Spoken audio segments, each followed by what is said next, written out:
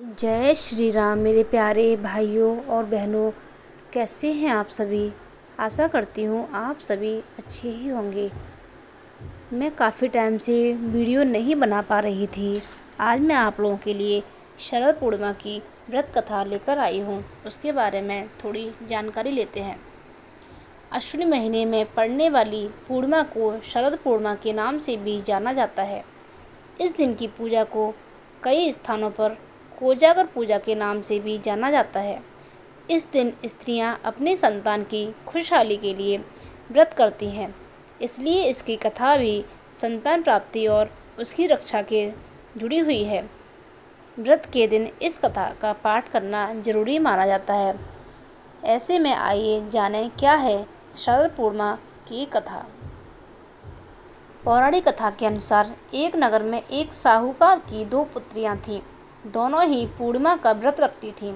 बड़ी पुत्री व्रत पूरा करती थी, लेकिन छोटी पुत्री व्रत को बीच में ही अधूरा छोड़ देती थी, जिसके कारण छोटी पुत्री को संतान प्राप्ति में दिक्कतों का सामना करना पड़ रहा था। उसकी संतान जन्म लेते ही मृत्यु को प्राप्त हो जाती थी। जब छोटी पुत्री ने पंडितों से इसका कारण पूछा तो उन्होंने बताया कि ऐसा तुम्हारे व्रत अधूरा छोड़ने के कारण हो रहा है। वही उसका उपाय पूछने पर उन्होंने बताया कि यदि तुम पूर्णिमा व्रत को पूरे विधि विधान के साथ करोगी तो निश्चित ही तुम्हें संतान की प्राप्ति होगी।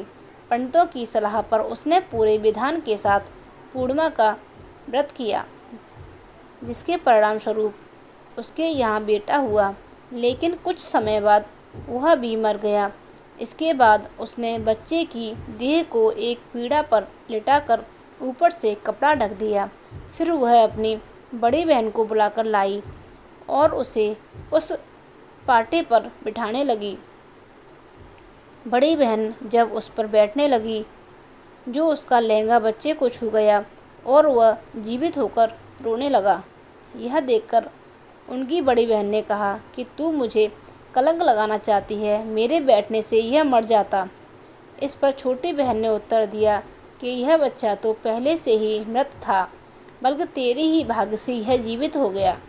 इसके बाद दोनों बहनों ने सभी नगरवासियों को शरद पूर्णिमा व्रत की महिमा और विधि बताई।